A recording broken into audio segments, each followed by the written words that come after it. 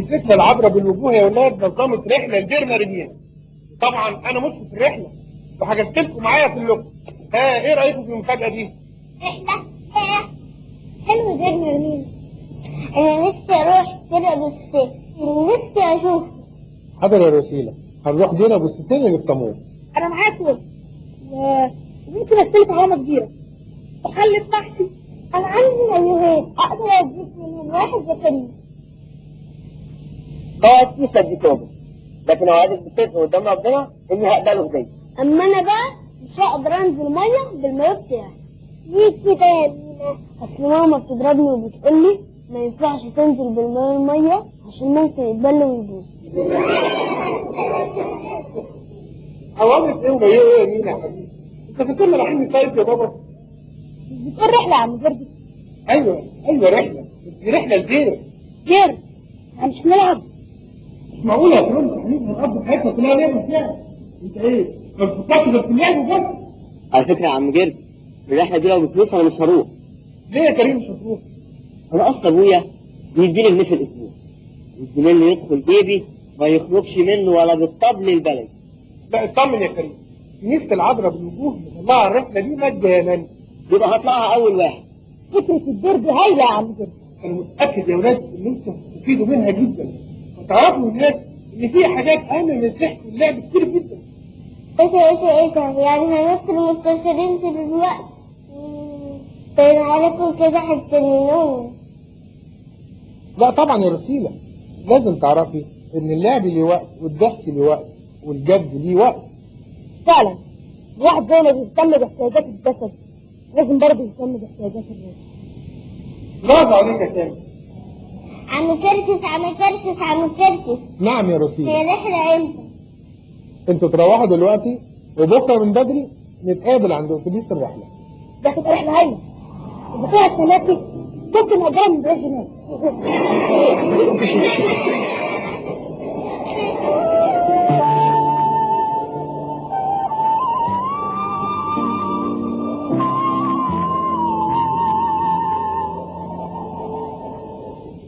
بسم الله والابن والروح القدس اله واحد امين. النهارده اولادنا حلوين، انتوا هتروحوا تزوروا دير ابو سفين بطموح.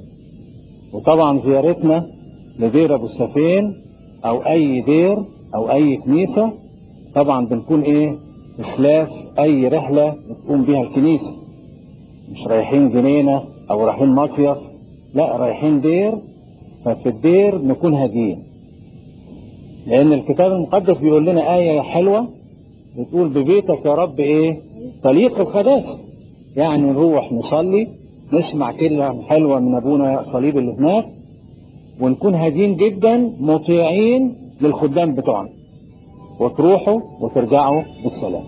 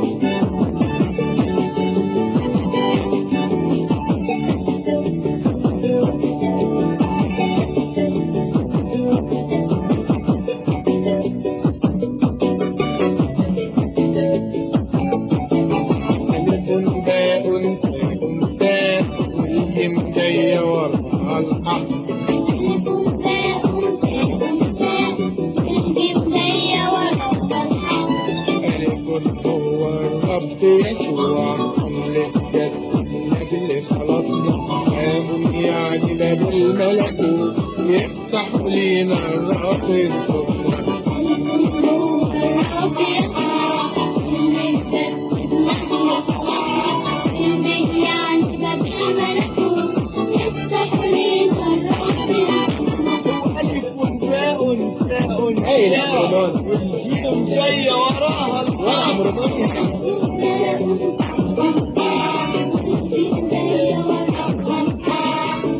فيه توبة يعني رجوع بطريق الرب يفرحنا.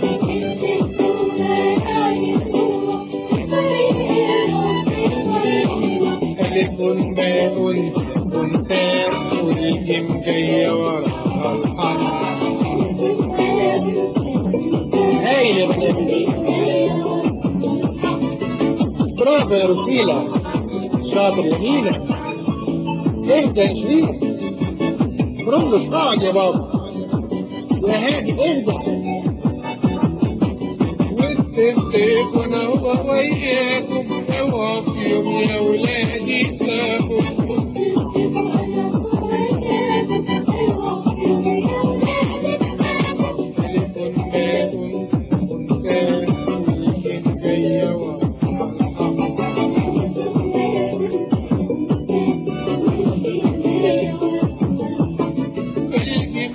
جسدي ودمي اللي ياخدهم له الأبدية، والحق الراس إله منها الفكرة والكيان.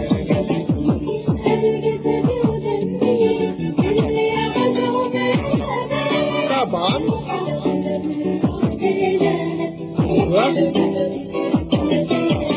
ألف باء تاء والجيم جاية وراها الحرف. شكرا يا ولاد. ألف باء تاء والجيم جاية وراها الحرف. فيري جود. ألف باء تاء والجيم جاية وراها الحرف. اكسلنت يا ولاد.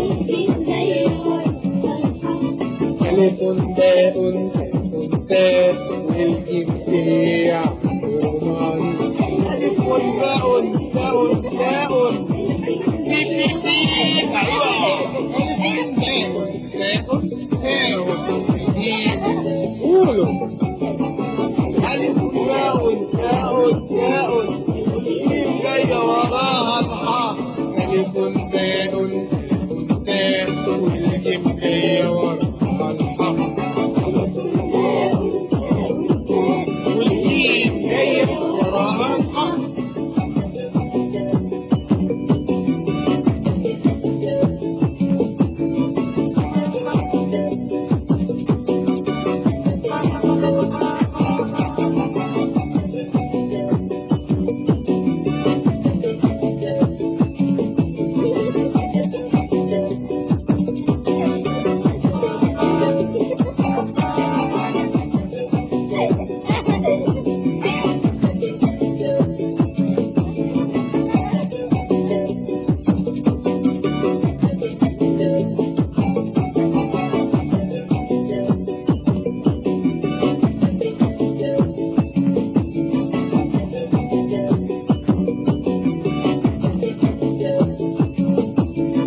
ألف باء تاء تاء والجيم جاية وراها الحرف.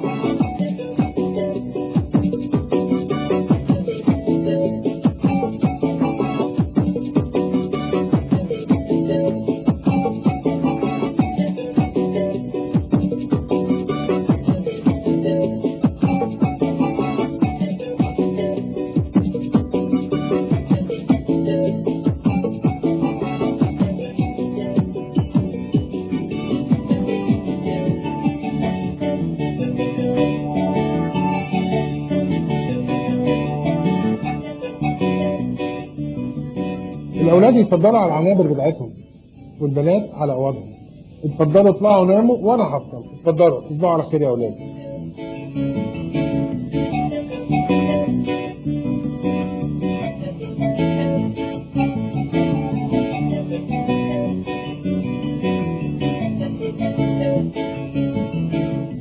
مين الكيسة دي يا سامي؟ مش عارف يا رسيلة. نسأل عم جرجس وهو يقول لنا. إيه يا أولاد؟ واقفين هنا ليه؟ ما نمتوش ليه؟ مين دي يا عم كركس؟ دي مكتوب تحتيها الشهيدة كريستينا. باين عليها طيبة أوي. ايه ده السن ده؟ صغيرة أوي. في عدد كبير من الأطفال يا أولاد استشهدوا على اسم المسيح. ممكن تحكي لنا حكايتها يا عم جرجس؟ سامحني يا سامح حبيبي، أنا ما أعرفش حكايتها إيه، بس الصبح إن شاء الله يا أولاد نسأل أب من الرهبان يحكي لنا حكاية. دلوقتي اتفضلوا تناموا ونصحى الصبح على خير إن شاء الله. اتفضلوا يا أولاد. وأنتم من أهله يا حبايبي.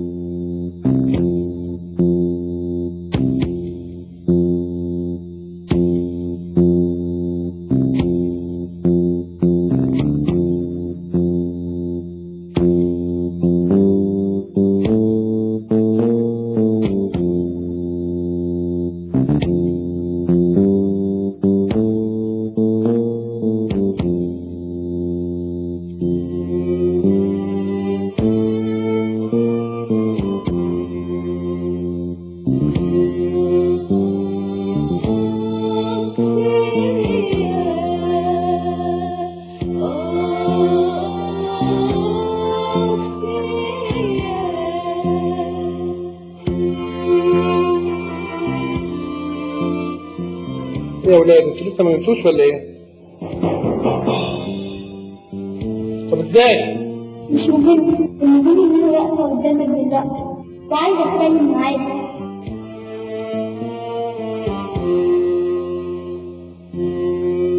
مش انت كريستين، الصورة بتقول انك شهيدة. ده حقيقي، روسيلا كانت لسه بتسألني عن حكايتك دلوقتي حالا. وهو ده اللي كلمني فيه.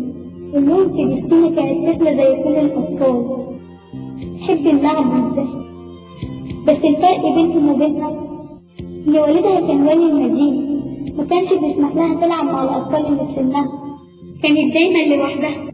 لا، كان معاها حليمه الست الطيبه اللي ربتها بعد وفاه مامتها. اما والدها اربان ولي المدينه، فكان دايما مشغول عنها. والولي إربانوس والدك كان مشغول عنك بإيه؟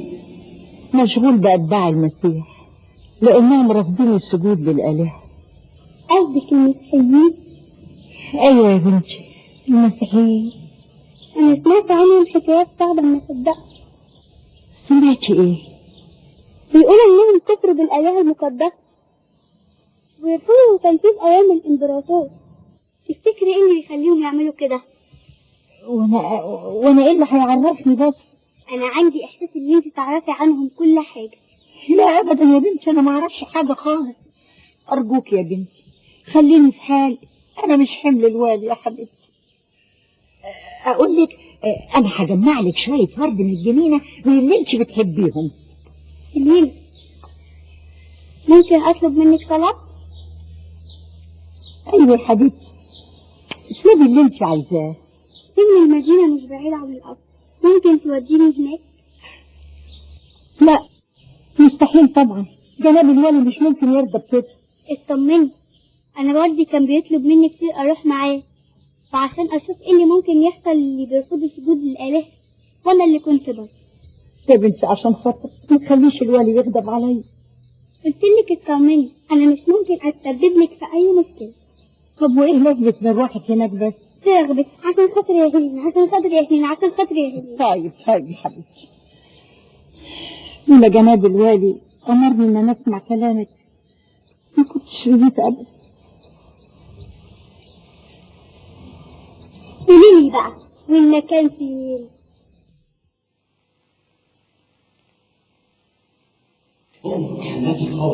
كفايه كفايه ايه؟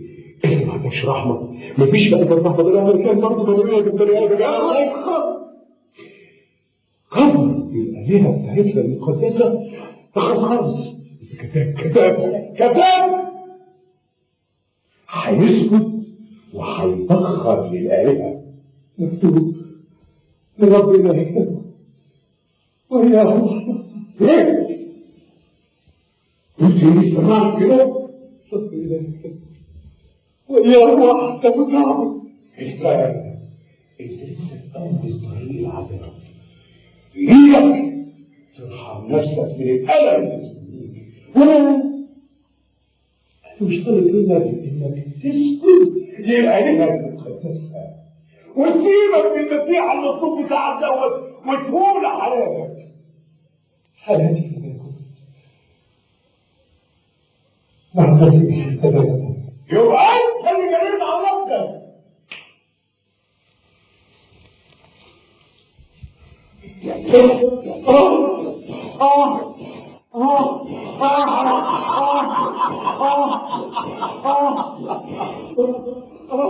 ازاي يا حبيبتي؟ انا بشكر الالهه انها بعتتني فيا في الوقت المناسب، عشان يا حبيبتي كنت من زمان عايزك تشوفي المصير الانساني اللي بتغضب عليه الالهه المقدسه بتاعتنا. الراجل ده من اتباع المسيح المصلوب، انكر آلهة ابائنا واخواتنا، عشان كده الالهه غضبت عليه واترمى في السن زي اي لص او واحد من قطاع الطرق. عشان كده يا حبيبتي انا عايزك تعرفي حاجه مهمه جدا، ان الايمان بالآلهة المقدسة، آلهة آبائنا وأجدادنا، هو ده الطريق الوحيد عشان تحيا حياة كريمة.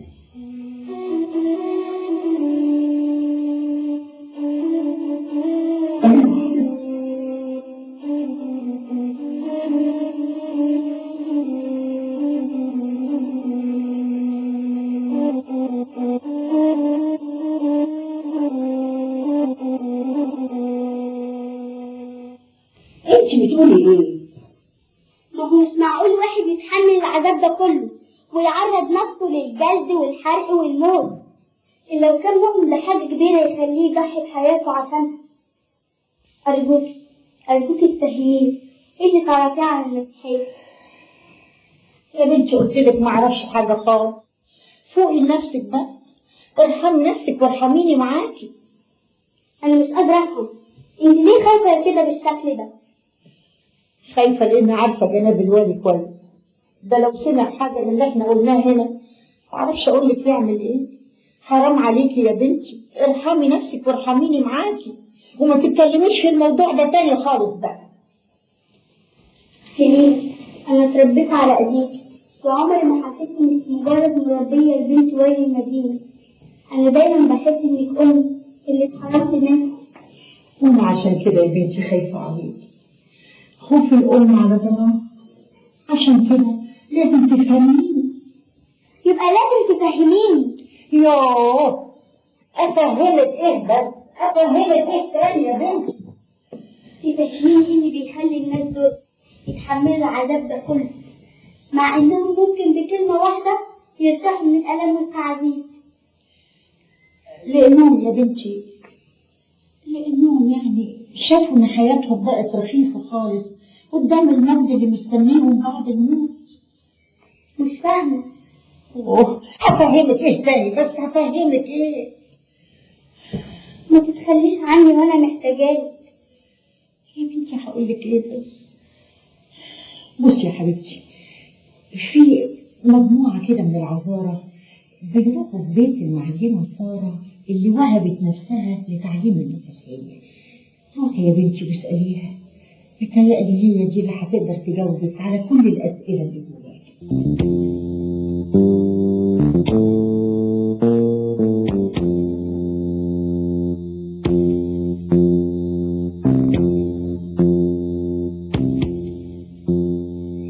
أنا عندي أسئلة كتيرة ومحتاجة أعرف جوابها. في حاجات كتيرة نفسي أفهمها. لو الإيمان في قلبك موجود هتفهمي كل حاجة. انت قلتي إن المسيح اتعذب، طب ليه يقبل يتصلب ويتجلد ويموت؟ كان لازم يموت من أجلنا عشان ينتصر على الموت ويقوم من بين الأموات ونقوم كلنا معاه. أنا سمعت إن المسيح كان بيقول من ضربك على خدك الأيمن حول له الآخر أيضا. أفهم من كده إني لو صاحبتي ضربتني على خد الشمال أخليها تضربني على خد اليمين كمان. الآية معناها إن المسيحية أساسها المحبة والسلام والتسامح بين كل الناس. بس الدنيا مليانة ناس أشرار. الدنيا مجرد حياة بنعيشها لفترة قصيرة، لكن حياتنا في الملكوت هي الحياة الأبدية اللي لازم نستعد لها من دلوقتي. يعني ايه الملكوت؟ يعني حياة النعيم، الراحة الكاملة، السعادة بمعناها الحقيقي. والآلهة المقدسة دي مجرد حجارة بنصنعها على هوانا، لا بتسمع ولا بتشوف ولا بتتكلم. حجارة؟ افتح باب السجن. جلالتك عارفة الأوامر، باب السجن ما بيتفتحش إلا بأمر ملكي. ازاي تقول الكلام ده؟ انت مش عارف انا مين؟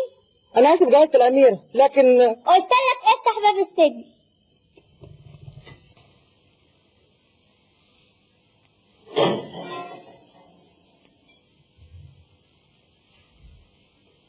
كان لازم اجيلك عشان اسمع منك سؤال يجاوب محيرني.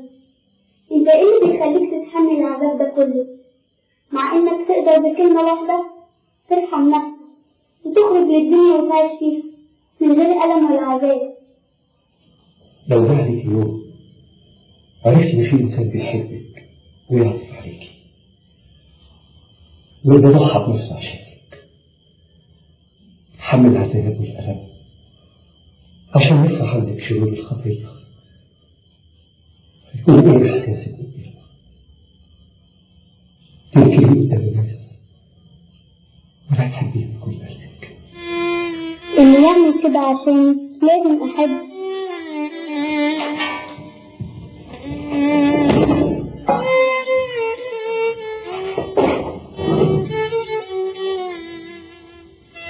لو عرفتي إيه كان بيطلع في الخطية ولا تتفرش لأن كنت متبدأت عنه هرب محمد صغير واحد يأس يتأهل يجرب على رأسه الخطية يجرب قدام الناس ويحبني من كل قلبي. أحب من كل قلب. أنا يا حبيبي صرت الترميم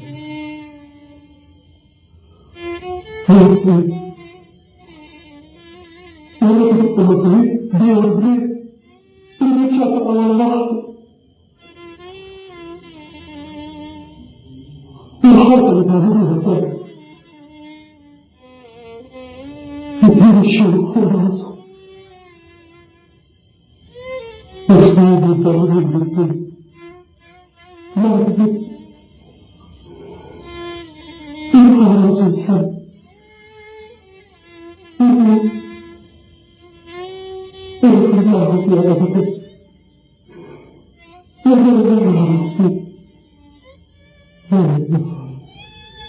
انت اكيد بتتكلم عني.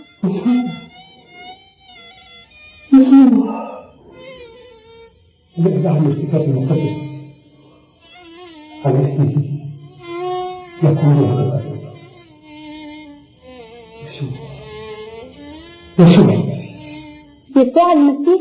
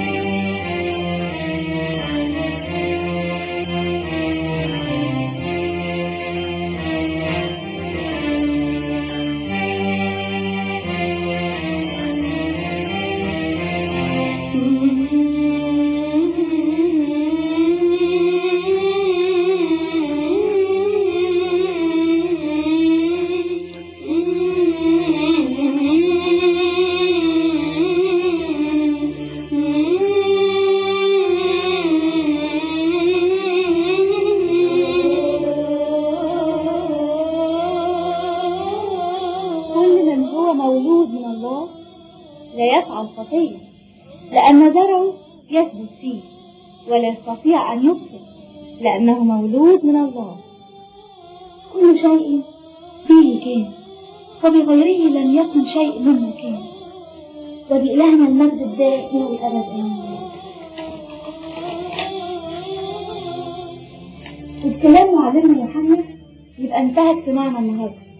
أشوفكم بكرة على خير في نفس الميعاد. اتفضلوا أمكم.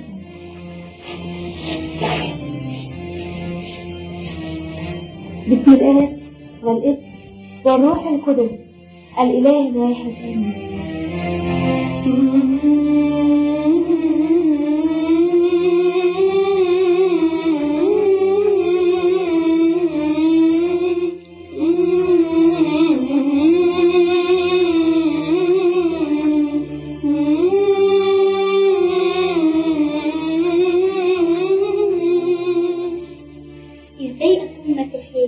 أمني برب المجد وبابنه اللي اتجسد من أجل خلاصنا. الإيمان جوايا ملوش حدود، دلينا على طريق الملكوت. انت بنت ولي المدينة، ولو عرف مش هيسيبك، والعذاب المستنيكي أكبر بكتير من إنك تتحمليه. دلينا على طريق الملكوت. أنا خايفة عليكي. ربنا هيحميني. يبقى لازم تتعاملي على اسم الثالوث القدوس، لأن دي البداية الحقيقية لأي إنسانة عاوزة تكون مسيحية. والتعميد هيفيدني بإيه؟ المعمودية هي الميلاد الجديد، وبعدها هتحس إن الطهر والنقاء ملا قلبك، وساعتها بس هتقدري تمشي في طريق ربنا وانت مطمنة. وأنا مش محتاجة أكتر من كده.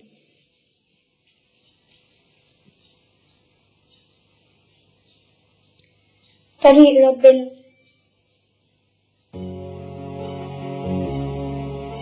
كان لازم يموت من أجلنا عشان ينتصر على الموت.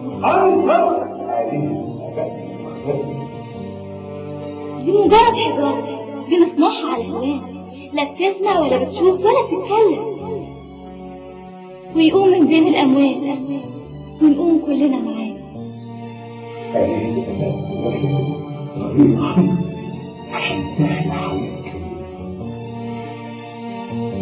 لكن حياتنا في الملكوت هي الحياة الأبدية.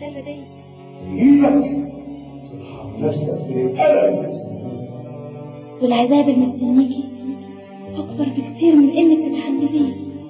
دي مجرد حجارة لا بتسمع ولا بتشوف ولا تتكلم. كل شيء به كان، وبغيره لم يكن شيء مما كان. يسوع أو اسمه يكون له مشغول بأتباع المسيح لأنهم رافضين السجود للآلهة. دي مجرد حجارة بنصنعها على هوانا، لا بتسمع ولا بتشوف ولا بتتكلم. عارف إن حياتهم بقت رخيصة قدام المجد اللي مستنيهم بعد الموت. كان لازم يموت من أجلنا عشان ينتصر على الموت، ويقوم من بين الأموات ونقوم كلنا معاه. رافضين السجود للآلهة. كل شيء به كان، وبغيره لم يكن شيء مما كان. يسوع رفض الآلهة بتاعتنا المقدسة لأنهم رافضين السجود للآلهة. الرب إله وهي عنكر هذه أبدا المغفرة. والعذاب المستنيكي أكبر بكتير من إنك تتحمليه. ترحم نفسك من الألم. كان لازم يموت من أجلنا. كان لازم يموت من أجلنا. اللي يعمل كده عشان لازم أحبه. عنكر هذه أبدا ويقوم من بين الأموات ونقوم كلنا معاه. يبقى أنت اللي جايين على نفسك. حياتهم بقت رخيصة قدام المجد اللي مستنيهم بعد الموت.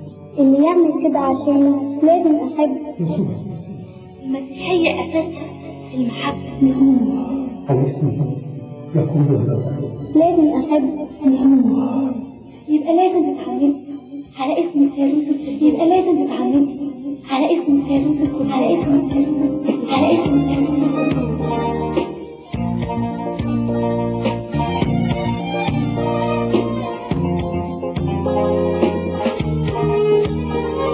افرح يا فرعون ورفرح والسعادة بالمسيح، عيشك زمان كان لونه اسود ابيض بهيج بالمعمودية.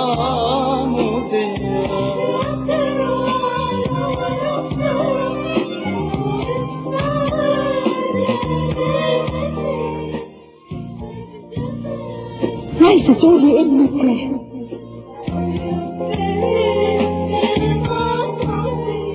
اتعمدت، اتولدت من جديد، عرفت معنى السعادة اللي بيحس بيها كل مسيحي، عرفت طعم الإيمان. انت مش عارفة ايه اللي بينتظرك على ايدين الوالد. انا مش قادرة اتصور ايه اللي ممكن يحصل لما جناب الوالي يعرف ان بنته الوحيدة اللي ما عندوش غيرها امنت بالمسيحية، المسيحية اللي عاش طول عمره يقف قصادها ويحاول انه يهدمها. لا يا بنتي، لا يا حبيبتي، انت لسه طفلة بريئة يا بنتي. ابعدي عن الطريق ده يا حبيبتي، ابعدي عني.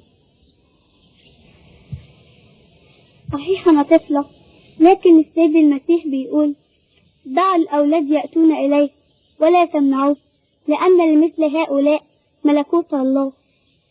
الحق أقول لكم من لا يقبل ملكوت الله مثل ولد فلن يدخل.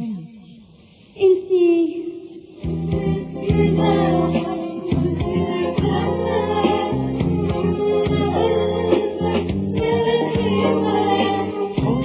يسوع مشتاق إلينا، يا بختك بحبه يا كريستينا، يا كريستينا.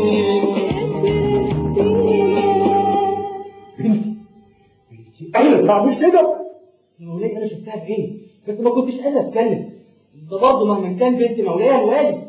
انت عارف ايه اللي ممكن يحصل لك لو كنت بتكذب عليا؟ مفيش دم يخليني اضحي بحياتي واضحك على مولاي الوالي. مستحيل، مستحيل. دي مجرد طفله صغيره عمرها 10 سنين ومن السهل ان يضحك عليها. هي بوعدك يا مولاي اني مش هتضحك ولا هداري بالي لما اعرف مين اللي ضحك عليها وخلاها تعمل ده. مستحيل، مستحيل. مش ممكن، مش ممكن اصدق، مش ممكن. هو إيه اللي مش ممكن يصدقه؟ انك ما كنتش عارفه انا وصلت للوسط ازاي. انا حبيبتي عارف ان هتكون لي اعداء. هحاول افرقه بيني وبين بنتي. الجزء اللي بقى خليته بطبيعته انهم بيحاولوا ينهوني انك دخلت المعبد وحطمت في البلاد الارضيه.